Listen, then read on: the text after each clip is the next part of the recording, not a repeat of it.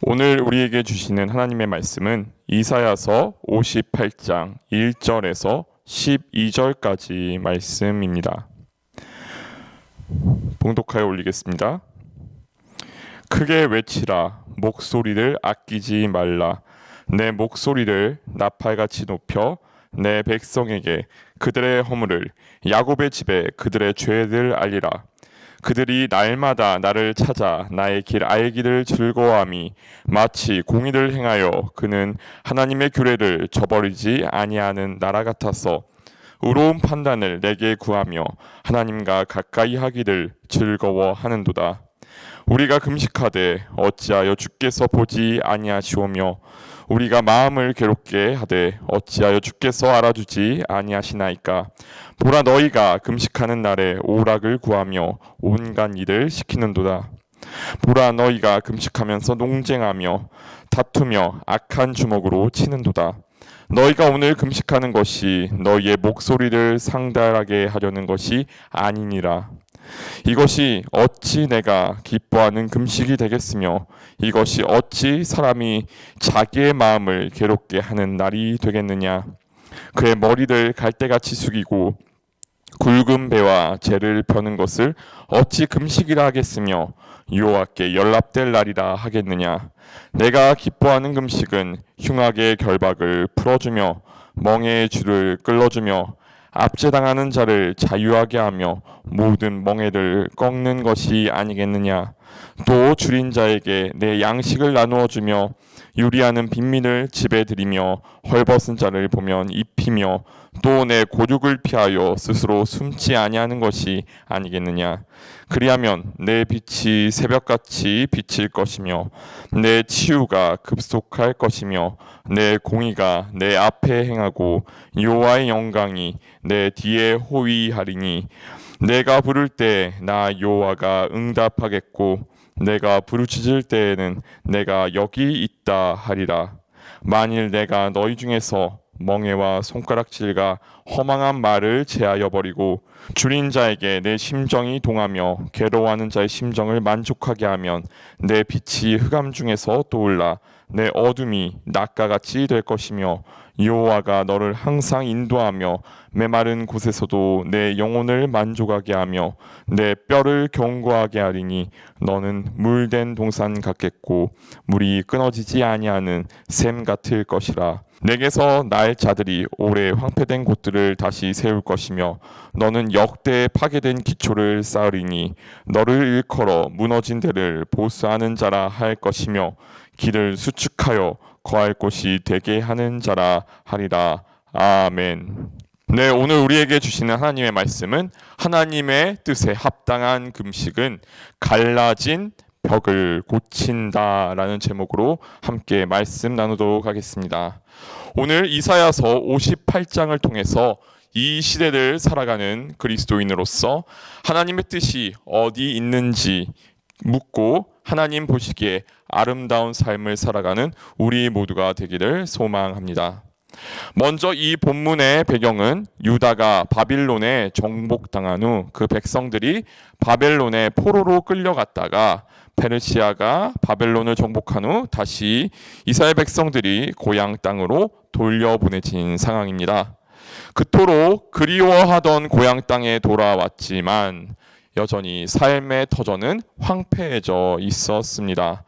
당시 이스라엘은 정치적으로는 페르시아의 지배를 받고 있었고 이로 인해서 이스라엘은 무거운 세금을 부담해야 했으며 사회는 경제적으로 정치적으로 매우 불안정한 상태에 있었습니다. 이런 불안한 상황을 타개하고 내부의 결속을 강화하기 위해 이스라엘 공동체는 종교 행사를 마련합니다. 이를테면 예루살렘이 처음으로 공격당한 날이나 성전이 파괴된 날처럼 역사적인 사건이 있었던 날을 정해놓고 큰 행사를 1년에 4차례 가졌습니다. 이는 축제의 성격을 띠었고 이 축제에서 중요한 전통이 오늘 3절에 나온 금식이었습니다. 금식은 예나 지금이나 경건 훈련의 중요한 부분이며 금식한다는 것은 자신의 목숨까지 어느 정도 담보해야 하는 신앙인에게 있어서는 매우 중요한 신앙의 표현이자 훈련입니다. 그래서 당시의 사람들은 서로 경쟁적으로 금식을 하려고 했습니다. 하지만 하나님은 이런 이스라엘의 실상을 매우 강력하게 꾸짖고 계십니다. 1절의 말씀입니다. 크게 외치라. 목소리를 아끼지 말라. 내 목소리를 나팔같이 높여 내 백성에게 그들의 허물을, 야곱의 집에 그들의 죄를 알리라. 사람들에게 하나님의 말씀을 전하는 이사야 선지자나 또 금식을 통해 하나님께 응답을 받으려 했던 사람들 모두에게 이런 하나님의 질책은 쉽지 않게 느껴졌을 겁니다. 3절 후반부에는 하나님의 침묵에 대해 금식하는 사람들의 토로가 나타나 있습니다. 우리가 금식하되 어찌하여 주께서 보지 아니하시오며 우리가 마음을 괴롭게 하되 어찌하여 주께서 알아주시지 아니하나이까. 하지만 하나님이 보시기에 이스라엘 사람들이 행하는 금식은 본래의 목적에서 벗어나 엉뚱한 방향으로 가버린 것이었습니다. 아무리 자기 자신이 스스로 경건하고 하나님 앞에 합당한 금식을 드린 사람이라고 자부해도 결국 사람의 중심을 보시고 기준을 잡으시는 분은 하나님 한 분이시기 때문에 신앙생활의 기준은 나의 뜻이 아니라 하나님 말씀의 기준을 잡아야 한다는 사실을 오늘 말씀을 통해 배울 수 있습니다. 계속해서 2절과 3절을 통해 어째서 하나님은 그런 금식을 기뻐하시지 않는지 밝혀주시면서 하나님이 기뻐하시는 금식에 대해 말씀하십니다. 그들이 날마다 나를 찾아 나의 길 알기를 즐거워함이 마치 공의를 행하며 그의 하나님의 규례를 저버리지 아니하는 나라 같아서 의로운 판단을 내게 구하며 하나님과 가까이 하기를 즐거워하는도다. 여기에서 주목해 보아야 할 표현이 마치입니다. 문법어로 따지자면 가정법으로 표현된 문장입니다. 예를 들면 실제로는 밥을 먹지 않았는데 마치 배가 부른 것처럼 행동한다. 실제로는 대화를 귀담아 듣지 않고 있는데 마치 대화에 집중한 것처럼 행동한다라는 표현을 할 때 쓰이는 문장들입니다. 이런 가정법 표현을 통해 하나님께서는 저마다 각자 열심히 금식한다고 자부하는 이들의 시선을 돌리고 계십니다.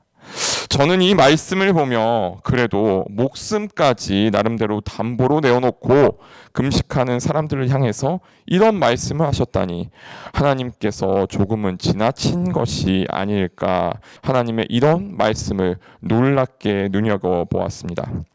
하지만 오늘 본문은 단지 질책하는 것에서 끝나는 것이 아니라 어떤 것을 하나님이 원하시고 구체적으로 어떻게 하면 좋을지에 대해서 대안까지 말씀을 통해 나타나고 있다는 것을 발견할 수 있습니다.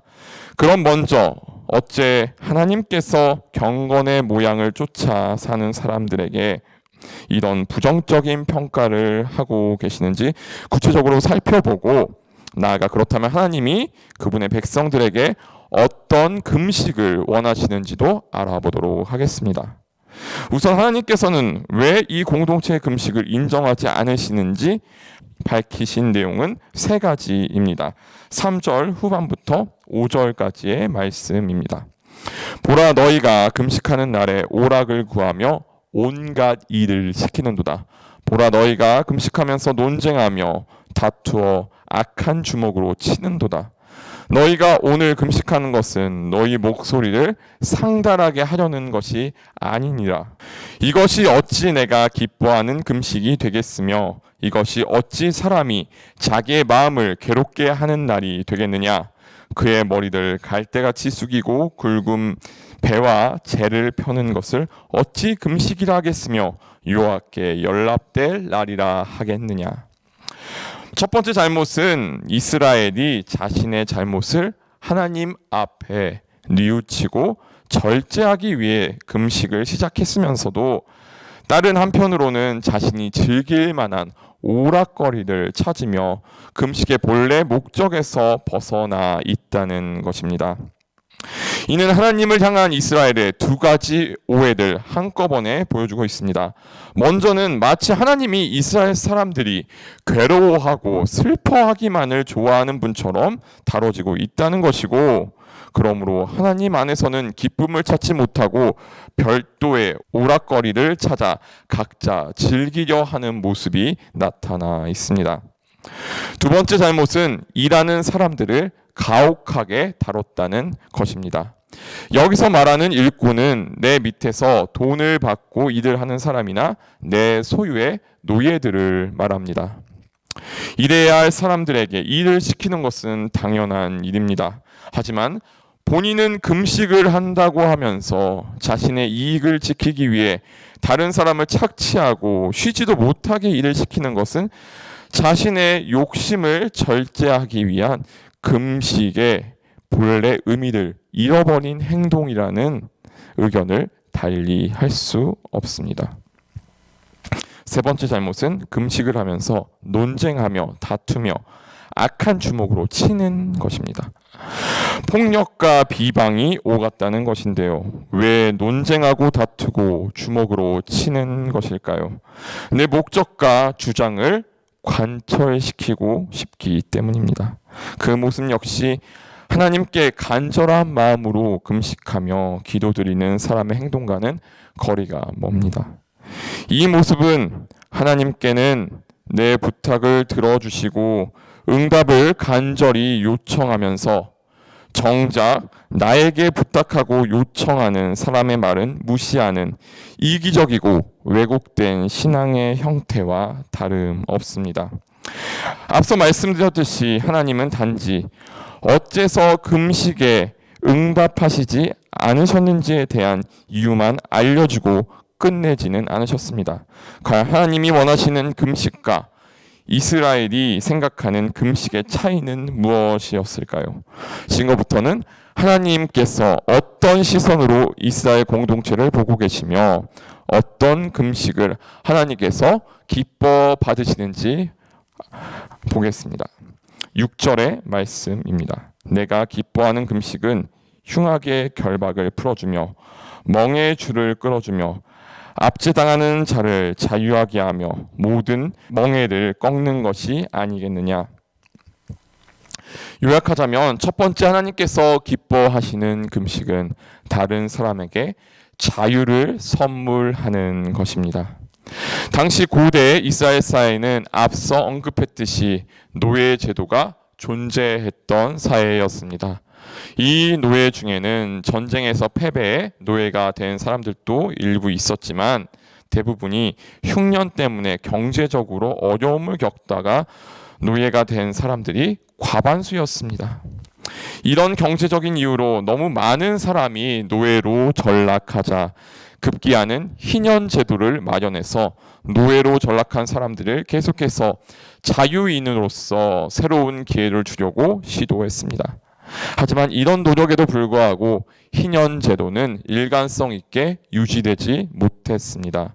심지어는 이를 제대로 지키지 못하는 것도 모자라 교모하게 악용하고 대놓고 위반하는 사람들이 생겨났습니다.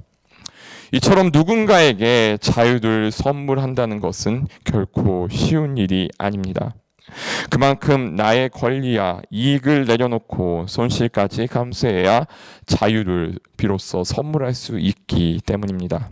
하나님께서는 그 모습을 통해 공동체가 그 누구도 소외시키지 않고 하나님 안에서 자유를 누리길 원하고 계십니다.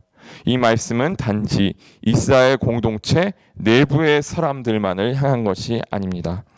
전 인류를 향한 하나님의 사랑을 보여주는 구절입니다. 하나님께서 기뻐하시는 금식 두 번째입니다. 7절의 말씀입니다. 또 줄인 자에게 내 양식을 나누어 주며 유리하는 빈민을 집에 들이며 헐벗은 자를 보면 입히고 또 내 고륙을 피하여 스스로 숨지 아니하는 것이 아니겠느냐. 두 번째로 하나님이 기뻐하시는 금식은 가난하고 헐벗고 배고픈 사람을 외면하지 않는 나눔의 삶을 사는 것입니다. 덧붙여 굶주리고 소외된 이웃을 돌볼 뿐 아니라 가까이 있는 가족과 친족까지 외면해서는 안 된다고 말씀하고 계십니다. 여기서 하나님이 기뻐하시는 금식의 공통점을 발견할 수 있습니다.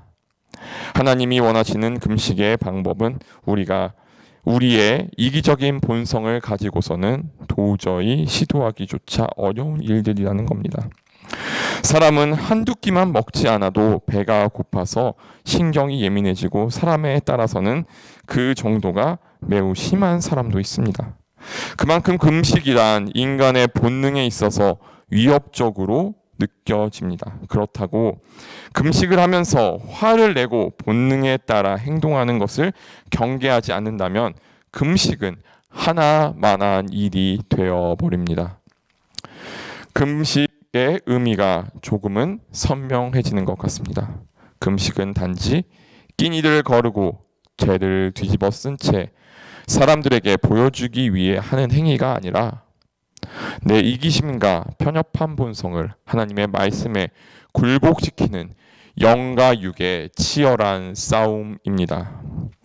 다른 사람에게 자유를 선물하고 소외된 사람들을 외면하지 않는 것은 말로는 쉬울지 모르지만 세상의 이기적이고 편협한 가치관과 기준으로는 절대 행할 수 없는 일입니다.